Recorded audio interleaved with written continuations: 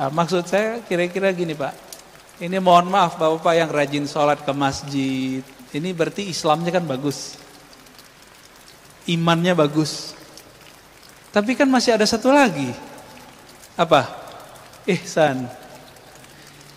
Kita ini sering mengatakan segala puji bagi Allah yang telah memberikan iman dan Islam. Tapi kita lupa satu lagi. Ihsan. Apa itu ihsan?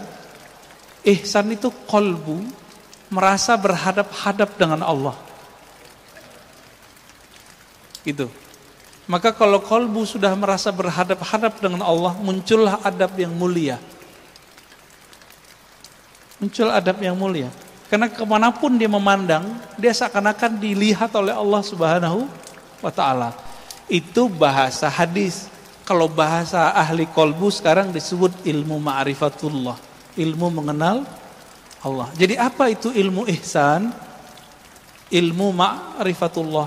Ilmu mengenal Allah Subhanahu wa ta'ala. Ilmu ini yang mau cari Pak. Ilmu ini kalau nambah terus, apa yang terjadi? Rohaninya naik. Rohaninya naik.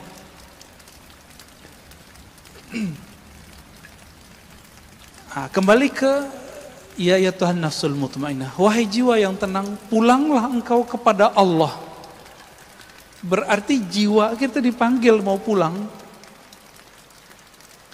Oleh karena itu Bapak saudara makan Allah, setelah orang meninggal itu bukan berarti masalah selesai. Bukan berarti masalah selesai. Ini kita loncat aja langsung ke surga ya. Di surga semua umat manusia mencari cara supaya naik pangkat. Kita mundur dulu ya, mahsyar aja deh. Lebih gampang mahsyar. Di padang mahsyar semua umat manusia mencari syafaat. Nanti di sorga minta lagi. Ini kita yang paling gampang di padang mahsyar. Siapa yang mereka cari? Dicarilah Nabi Adam alaihissalam. Berharap namanya masuk ke dalam daftar yang diberi syafaat. Ternyata Nabiullah Adam tidak punya hak untuk memberi syafaat sampai dapat izin dari penghulu para nabi. Maka Nabi Adam bilang, coba tanya Nuh. Dia adalah Rasul pertama di bumi. Ya, Nabi Adam kan di surga, lalu kemudian turun ke bumi. Maka yang murni di bumi itu Nabi Nuh. Nabi Adam udah separuh-paruh surga dan bumi. Apa kata Nabi Nuh? Wahai umat manusia, kenapa kalian mencari syafaat kepadaku? Aku pun butuh syafaat. Carilah Ibrahim. Apa kata Nabi Ibrahim? Saya punya salah 2 kali berbohong. Padahal berbohongnya benar. Carilah Musa. Musa juga mengatakan carilah Isa. Isa mengatakan carilah Muhammad sallallahu alaihi wasallam. Maka Nabi mengatakan, akulah al-khatim, akulah al-fatih. Akulah penutup, akulah pembuka. Jika tidak ada izin dari Nabi, para Nabi yang lain tidak bisa memberi syafaat umatnya. Terlihat posisi Nabi kita. Masih panjang Pak cerita.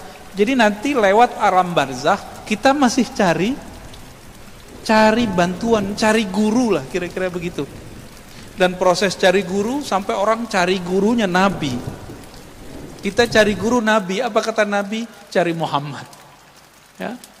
Sallallahu alaihi wasallam. Hadis ini sahih Bukhari, sahih Muslim. Lalu baru Nabi kasih izin. Dengan izin dari Allah, maka Nabi itu bernama Al-Wasilah. Yang kita baca di doa setelah azan. Baca doa itu enggak? Jadi apa arti wasilah di situ? Wasilah dapat syafaat. Maka orang yang rutin membaca doa ba'da azan, insya Allah dapat syafaat nanti di sana. Amin rabbal alamin. Oke, baru kita kembali ke surga Pak. Di surga nanti, ini surga mohon maaf, surga yang ceritakan di Quran itu kan surga seksual Pak. Surga makan, surga minum, surga syahwat. Bener kan? Fakihah, fawakih, apalagi kawaiba, atraba, itu semuanya masalah makan, minum, seks, hiburan, jalan-jalan, itu aja isinya. Jadi sorga yang diceritakan dalam Al-Quran, maka kemudian diceritakan oleh Nabi, di saat nanti semua orang sudah menikmati semua fasilitas sorga, mereka kemudian bertanya, yang punya sorga mana sih? Gitu. Akhirnya mereka nyari lagi ke Nabi Adam, nyari lagi, begitulah terus. Ujung-ujungnya Nabi Muhammad SAW minta supaya namanya masuk ke dalam daftar list yang bisa memandang Allah Subhanahu wa ta'ala. Berapa lama itu, Pak? Ya, khalidina fiha, lama sekali itu. Mungkin jutaan ribu tahun, kita nggak tahu lah. Ya, apa namanya, triliunan tahun, kita nggak ngerti.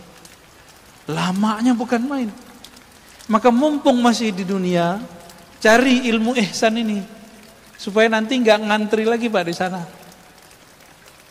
Ya, ini yang Nabi ajarkan ke sahabat-sahabatnya. Belajar ihsan dulu, baru kemudian orang diajarin sholat. Sekarang kan kebalik. Mohon maaf nih, sekarang yang pertama diajarkan hukum wajib, tidak wajib, halal, haram, sunnah, bid'ah. Nah, ini kata yang paling favorit nih zaman ini nih. Ini sunnah, ini bid'ah, ya kan? Ini kata favorit, Pak. Akhirnya bocah-bocah baru ngaji, berani nyalahin ustadz, bilang, "Ustadz, ente bid'ah. Ajaran ente bid'ah, Tad." Cuma karena dia berbeda dengan si ustadz yang sudah puluhan tahun ngaji, anak-anak sekarang berani kurang ajar, Pak. Orang-orang baru hijrah, baru ngaji di persimpangan jalan, bingung nih mau ngaji kemana. Karena pikirannya kemudian gak stabil, belum mutmainnah, setan bisikan, cari aja tuh mereka yang hitam putih, yang kalau jelasin hukumnya jelas, halal, haram, sunnah, bid'ah. Dia lupa bahwa ajaran Islam itu warna-warni. Ajaran Islam itu fleksibel, nggak boleh kemudian kita kenceng, nggak boleh. Nah, ini yang disebut bermakrifat dulu. Masih ingat ada seorang laki-laki, dia mohon maaf juga ya, menjima istrinya bulan puasa. Apa hukumnya? Bayar kafarah nggak? Bayar tebusannya lumayan mahal, Pak. Lalu datang ke Nabi, "Ya Rasulullah, ini untuk makan sehari-harinya nggak ada." Lalu apa kata Nabi? "Kamu punya apa?" "Punya kurma." Jadi kurmanya dibagiin, kurmanya jadiin tebusan. Apa kata orang ini? "Ya Rasulullah, ini untuk makan anak istriku." Lalu apa kata Rasulullah? "Ya sudah, ente makan. Jadikan kasih ke anak istrimu, itu jadi kafarah." Elastis, Pak. Kenapa orang hari ini kalau belajar hukum fikih itu langsung saklek? Karena nggak belajar makrifat dulu, nggak belajar ihsan dulu, langsung belajar Islam. Ini akibat kebalik belajarnya. Nggak belajar adab dulu sebelum belajar ilmu. Akhirnya ilmu nambah, sombong nambah. Bener gak nih? Ya, ilmu nambah, sombong nambah. Ilmu nambah, suuzon nambah.